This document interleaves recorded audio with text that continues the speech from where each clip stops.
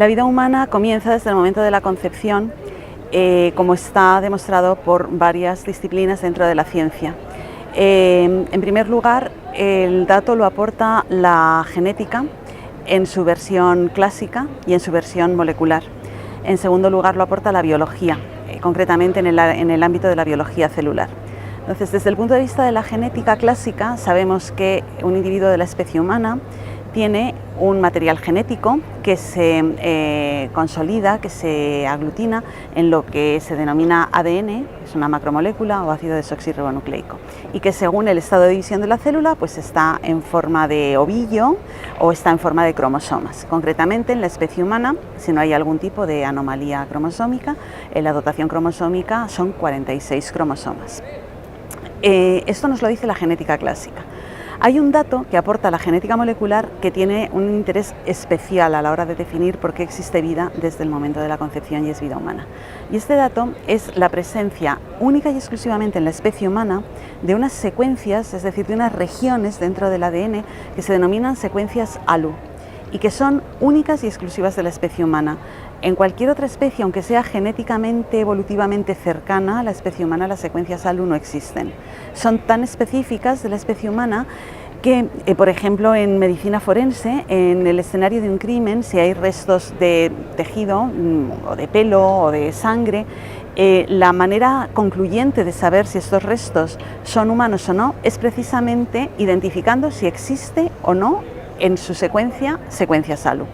De manera que cualquier célula que tenga en su ADN secuencias ALU es humana. Y este dato es crítico a la hora de definir cuándo empieza la vida humana. Desde la biología celular sabemos que la célula se define como unidad de vida. Entonces toda célula es una unidad de vida. Pues ya con estas dos cuestiones, con lo que nos dice la genética molecular y con lo que nos dice la biología celular, podemos definir qué es un cigoto.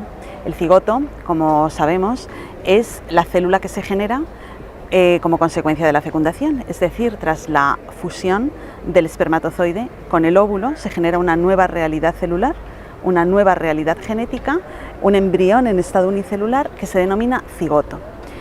Pues el cigoto o el embrión unicelular, en tanto en cuanto que es célula, es unidad de vida, y en tanto en cuanto que en su genoma contiene las secuencias ALU, es vida humana. Por tanto, solo con estas dos definiciones, la ciencia permite concluir que el cigoto es vida porque es célula, unidad de vida porque es célula, y es vida humana porque en su ADN contiene secuencias ALU. Claro, ante esta definición y algo que parece tan sencillo, uno puede preguntarse, pero bueno, si esto es así de fácil, ¿cómo es posible que exista este debate y esta controversia en relación a establecer en qué momento empieza la vida humana y en relación a reconocer que el embrión humano, desde el estado unicelular, desde la concepción, es vida humana? Bueno, efectivamente, falta una parte de información más que también la aporta la biología celular. La cuestión es la siguiente: si nosotros atendemos científicamente a esta definición, el cigoto es vida y es vida humana, pero cualquier célula de nuestro organismo obedecería a la misma definición. Una célula de la piel, una célula del corazón, una célula del riñón, en tanto en cuanto es célula es vida, en tanto en cuanto contienen sus secuencias ALU, es vida humana. Claro, ahora pensamos, bueno, pero es que no es lo mismo. O sea, una persona se corta el pelo, millones de células mueren en ese acto, y no supone un conflicto ético, un conflicto jurídico, no supone un hito. Entonces, ¿cuál es la diferencia, ¿no? Porque realmente tanto las células que mueren al cortarse uno el pelo o al cortarse las uñas son unidad de vida y vida humana porque obedecen a la definición que estamos dando, y el embrión también. Y la clave está en una característica específica, única, exclusiva del cigoto, que no tiene ninguna otra célula y que la da la biología celular, y que se denomina totipotencia. ¿Qué significa totipotencia desde la biología celular? Significa que el embrión en estado unicelular contiene en sí mismo al individuo de la especie y lo contiene en estado unicelular. Y a lo largo del tiempo del desarrollo embrionario, que en la especie humana dura 42 semanas, a lo largo de la gestación, va expresando en tiempo y forma cada uno de los 120 tipos de tejidos, de los 250 tipos celulares que constituyen al individuo de la especie humana.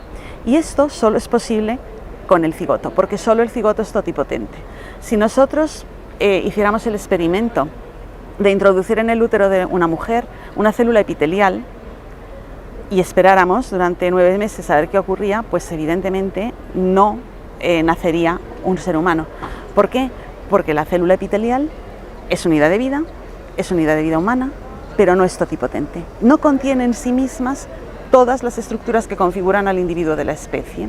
Y sin embargo contiene el mismo genoma, es decir, cuando el cigoto a partir del cual nos generamos cualquiera de nosotros se constituyó con un genoma resultado de la fusión del material genético de nuestro padre y de nuestra madre.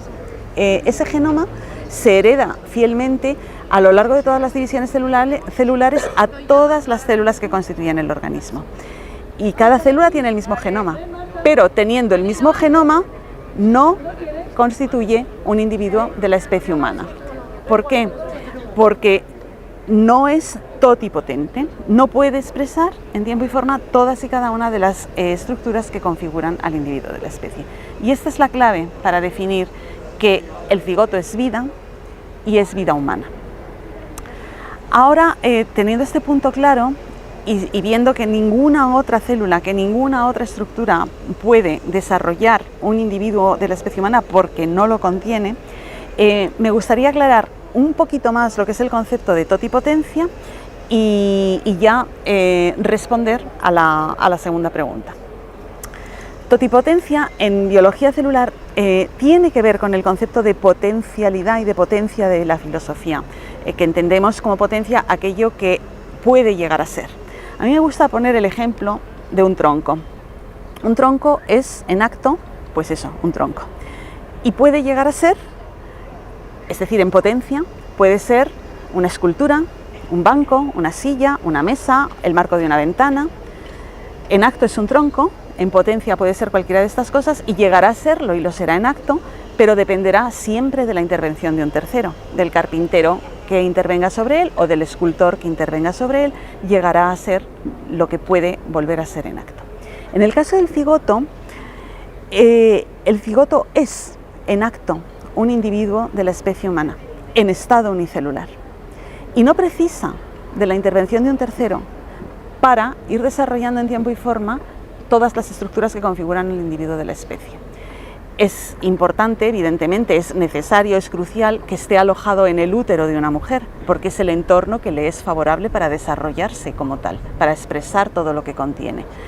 Pero no configura lo que es la mujer que lo gesta, y esto lo ha puesto de manifiesto la fecundación in vitro. Uno puede generar en el laboratorio, con el óvulo de una mujer de raza caucásica y el espermatozoide de un varón de raza caucásica, un cigoto, un embrión humano de raza caucásica, puede transferirlo al útero de una mujer de raza negra y el niño que va a nacer será un niño de raza caucásica. No configura al individuo el lugar en el que se aloja, no depende de la intervención de un tercero lo que el niño llegue a ser.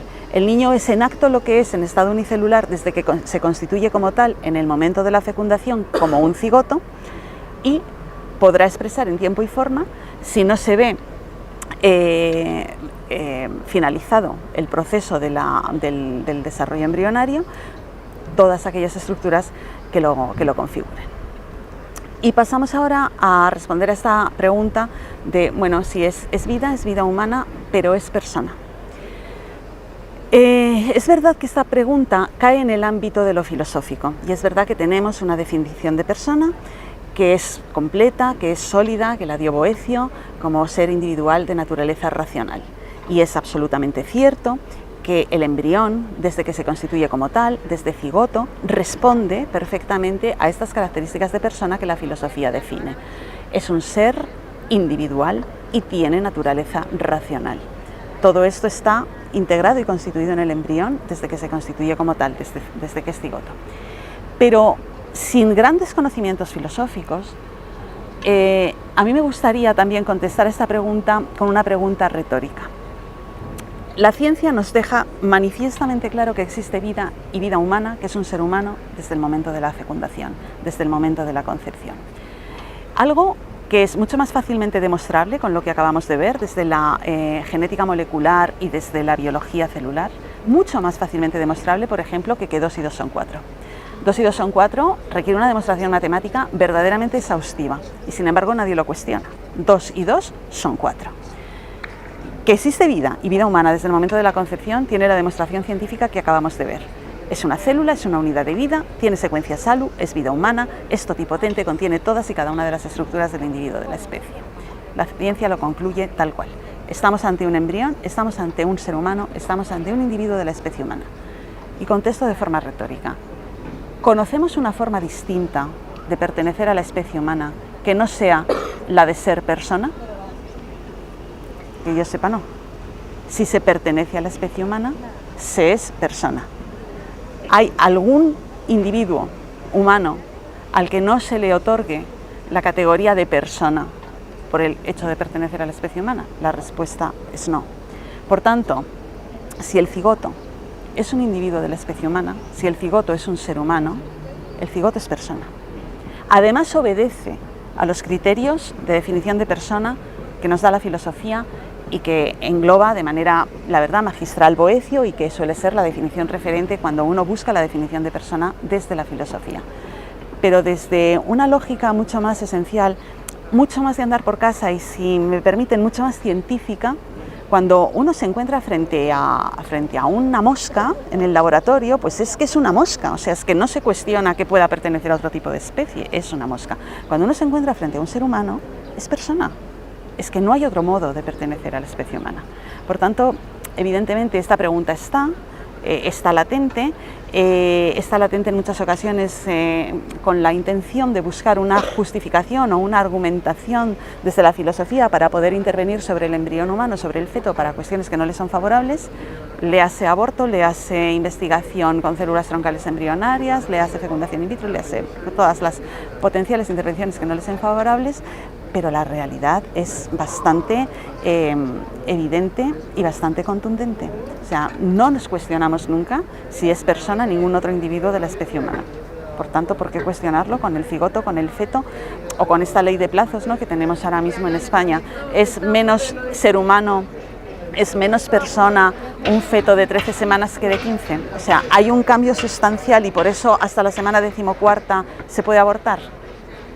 No hay más que ver las imágenes, es que solo las imágenes ilustran que son prácticamente indistinguibles. Entonces es arbitrario establecer una ley de plazos, porque el momento en el que el cambio sustancial se produce es el momento en el que el espermatozoide deja de ser lo que es, el óvulo deja de ser lo que es y se constituye una nueva realidad biológica que se llama cigoto, que se llama embrión unicelular, que pertenece a la especie humana, que es un ser humano, que es un individuo de la especie humana y que es una persona. Y a partir de ahí continúa su desarrollo hasta que nace, hasta que pasa la infancia, la juventud, la madurez y la vejez.